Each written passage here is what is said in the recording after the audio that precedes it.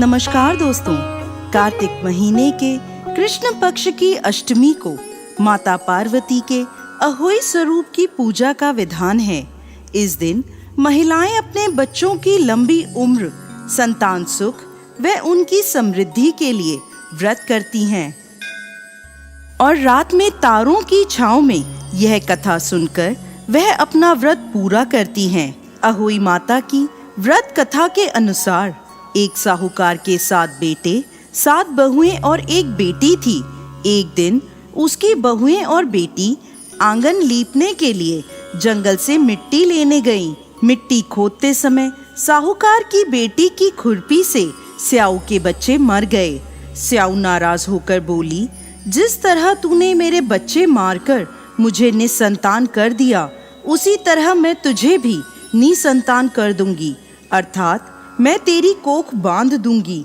ये बात सुनकर साहूकार की बेटी डर गई। उसने अपनी सभी भाभियों से अपने बदले कोख बंधवाने को कहा, परंतु उसकी सभी भाभियों ने मना कर दिया। लेकिन सबसे छोटी भाभी ने अपनी कोख बंधवाने की स्वीकृति दे दी। तब से छोटी बहू के जो भी संतान होती वह 7 दिनों में मर जाती।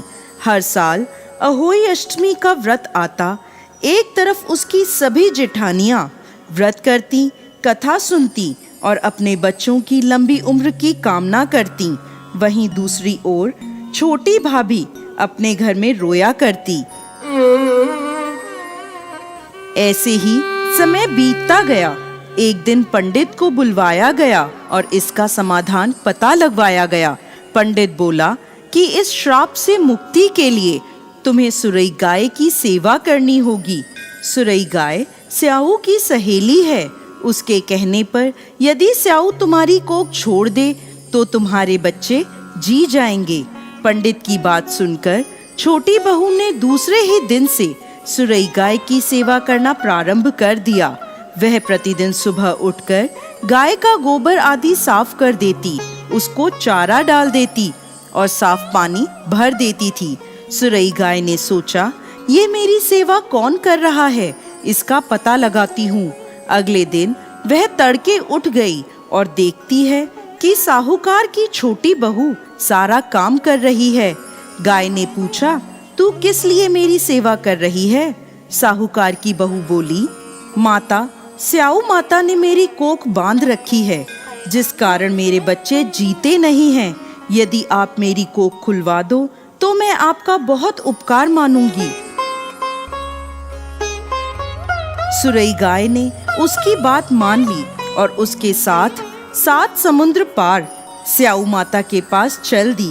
रास्ते में थककर दोनों एक पेड़ की छांव में बैठ गए। जिस पेड़ के नीचे वे दोनों बैठे थे, उस पेड़ पर गरुड़ पंखनी का घोंसला था, जिसमें उसके बच्चे बैठे थे। थोड़ी देर में वहां एक सांप उन बच्चों को खाने आया। ये देखकर साहूकार की छोटी बहू ने सांप को मार डाला। जब गरुड़ पंखनी वहां आई और उसने रक्त देखा तो उसने सोचा कि इसने मेरे बच्चों को मार दिया। वो अपनी चोंच से साहूकार की छोटी बहू को मारने लगी। वह बोली, मैंने तेरे बच्चों को सांप से बचाया और तू मुझे ही मार रही है। ये सुनकर गरुड़ पंखनी खुश हो गई और बोली, तू जो चाहे मुझसे मांग ले। साहूकार की बहू बोली, 7 समुंदर पार स्याऊ माता रहती है, तू हमें वहां तक पहुंचा दे। गरुड़ पंखनी ने उन दोनों को अपनी पीठ पर बैठाकर स्याऊ माता तक पहुंचा दिया। स्याऊ माता सुरई गाय को देखकर प्रसन्न हो गई और बोली, आओ बहन, बड़े दिनों में आई हो। वह पुनः बोली, बहन, मेरे बालों में जुएं पड़ गई हैं, तुम निकाल दो।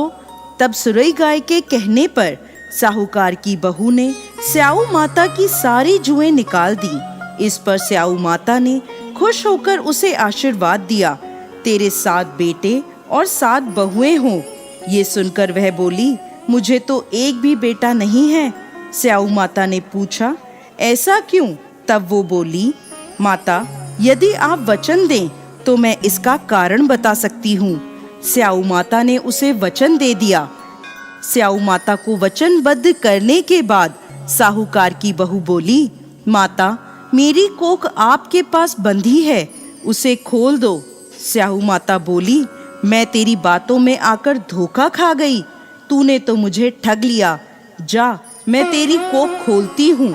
अब तू घर जा और घर जाकर अहोई माता का उद्यापन करना और 7 अहोई बनाकर 7 कढ़ाई देना। साहूकार की बहू ने घर लौटकर देखा तो उसके 7 बेटे और 7 बहुएं घर में बैठे मिले।